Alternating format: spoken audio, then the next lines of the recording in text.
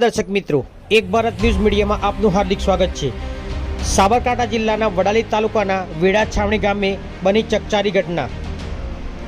ગણતરીના કલાકોમાં વડાલી તાલુકાના વેડા છાવણી પાર્સલ બ્લાસ્ટના આરોપીને ઝડપી પાડતી પોલીસ। અજાણ્યા વ્યક્તિ દ્વારા પાર્સલ મોકલ્યું પણ નીકળ્યો પાર્સલ બોમ્બ। વેડા છાવણી ગામે થયેલ પાર્સલ બોમ્બ બ્લાસ્ટમાં વ્યક્તિ નામે જીતેન્દ્રભાઈ હીરાભાઈ વણજારા ઉંમર વર્ષ 30, જેમનું તાત્કાલિક ઘટના સ્થળે મોત થયું હતું। તેમની પુત્રી નામે ભૂમિકા જીતેન્દ્રભાઈ ઉંમર વર્ષ 12, કે જેનું હોસ્પિટલમાં સારવાર દરમિયાન મોત થયું હતું। તેમની બીજી પુત્રી નામે છાયાબેન જીતેન્દ્રભાઈ વણજારા અને પાડોશીની પુત્રી શિલ્પા વિપુલભાઈ વણજારા, કે જે હાલ વડાલી સિવિલમાં સારવાર માટે લાવેલ પરંતુ ગંભીર હાલત હોય હિંમતનગર સિવિલમાં રિફર કરવામાં આવ્યા હતા।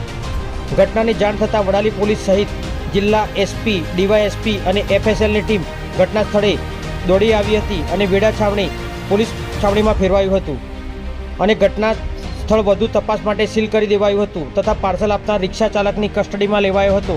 આગળની કાર્યવાહી હાથ ધરવામાં આવી હતી। પાર્સલ પર લખેલ ગુજરાતી ભાષામાં સરનામું અને પરિવારજનો દ્વારા પ્રત્યક્ષદર્શીઓના નિવેદન પ્રમાણે ઘટના પાછળ ઇરાદાપૂર્વકની હત્યા કરવાની શંકાઓ સેવાઈ હતી। આ ઘટનાને પગલે આખા ગામમાં અરેરાટી મચી જવા પામી હતી। મોકલેલ પાર્સલમાં બ્લૂટૂથ સ્પીકર હતું, જેની અંદર કંઈક વિસ્ફોટક જેનેટિક પદાર્થ હોવાનું પ્રત્યક્ષદર્શી દ્વારા હોવાનું જણાવવામાં આવ્યું હતું। ગણતરીના કલાકોમાં વડાલી તાલુકાના વેડા ગામના છાવણી પાર્સલ બ્લાસ્ટના આરોપીને ઝડપી પાડતી પોલીસ। આ ઘટનામાં પ્રેમ પ્રકરણ સામે આવ્યું। ઘટનાને અંજામ આપનાર આરોપી, જેની પત્ની સાથે મૃતકના આડા સંબંધની વાતને લઈને હત્યા કરવામાં આવી હતી। આરોપી નામે જયંતિભાઈ વણજારા ઉંમર વર્ષ 31, રહેવાસી કરુંડા, તાલુકો ખેડબ્રહ્મા નીકળ્યો। આરોપી દ્વારા જિલેટિન નામના પદાર્થને પરપ્રાંતથી લાવીને મિની રેડિયોમાં પાર્સલ કરીને રિક્ષા દ્વારા મોકલવામાં આવ્યું હતું। પત્રકાર વિશાલ ચૌહાણ, સાબરકાંઠા।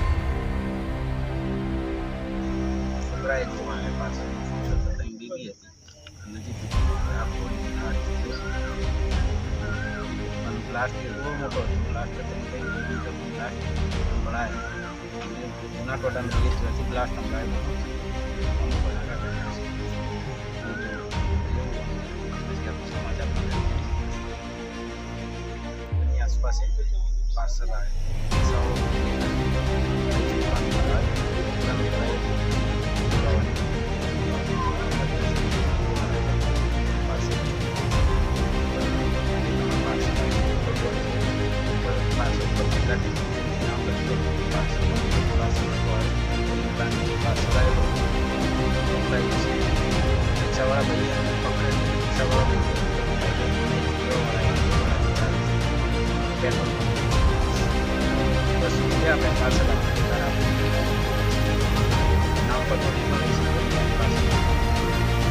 સાબરકાંઠા જિલ્લાના વડાલી પોલીસ સ્ટેશનના વેડા છાવણી ગામે આજે બપોરે 12:30 વાગ્યાના સુમારે એક પાર્સલ બ્લાસ્ટ થયાની ઘટના બની હતી, જેમાં એક રિક્ષાવાળો ઈસમ મરણ જનાર જીતુભાઈ વણજારાના ઘરે એક પાર્સલ ડિલિવર કરે છે। એ પાર્સલ ખોલી અને એમાં જે પ્લગ હોય છે એ પ્લગને લાઇટના પ્લગમાં નાખી અને એની સ્વિચ ચાલુ કરતાં એનો ત્યાં બ્લાસ્ટ થાય છે અને એ બ્લાસ્ટમાં જીતુભાઈ અને એમની દીકરી ભૂમિકાબેન વણજારા, જે ઉંમર વર્ષ 12નું મૃત્યુ થાય છે। આ ઘટનાની જાણ થતાં એફએસએલ તથા જે અમારી ડીવીએસ ટીમ છે એની સાથે ઘટનાસ્થળે પહોંચી ગયા અને સમગ્ર જે ઘટના છે એની તપાસ કરતા હતા ત્યારે પ્રાઇમરી એફએસએલ એવું કહ્યું કે જે બ્લાસ્ટ થયું છે એમાં એમોનિયમ નાઇટ્રેટની ગંભીર છે, જિલેટિન સ્ટિકનો ઉપયોગ થયો છે।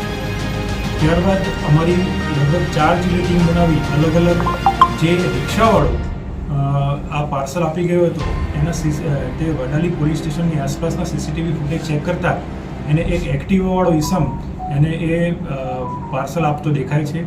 એક્ટિવાને ટ્રેક કરતા એક્ટિવાનો માલિક જયંતિભાઈ બાળુસી વણજારા એ અમને મળી આવે છે।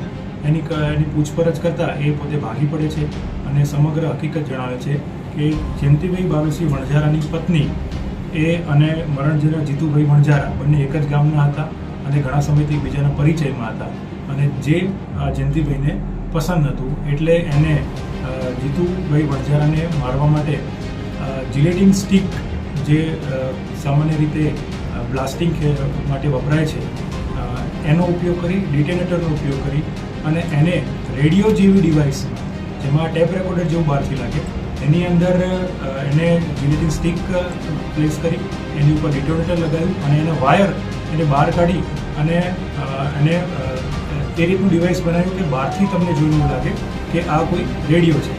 એટલે આ રીતે સમગ્ર ઘટનાને અંજામ આપ્યો. સર જિલેટિન ક્યાંથી લાવે કોઈ? જિલેટિન સામાન્ય રીતે લાયસન્સ એના હોલ્ડર હોય છે એને આપવામાં આવતું હોય છે. એનો ઉપયોગ બ્લાસ્ટિંગ માટે થતો હોય છે અને આ જે છે એ કોઈ મારવાડી પાસેથી, રાજસ્થાનના મારવાડી પાસેથી જિલેટિન લાવેલું પ્રાથમિક તપાસમાં જણાવે છે. આગળ એની તપાસ ચાલુ છે. સાહેબ, જે આરોપી છે, આરોપીને આ પ્રકારનું બ્લાસ્ટ બનાવવાનું ક્યાંથી શીખ્યો હોય અથવા કઈ રીતે એને ધ્યાન કરતું? આરોપીની પ્રાથમિક પૂછપરછમાં એવું જાણવા મળે છે કે એણે જેની પાસેથી ડિટોનેટર અને જે જિલેટિન સ્ટિક લીધી છે એની પાસેથી આ સામાન્ય જ્ઞાન મેળવ્યું.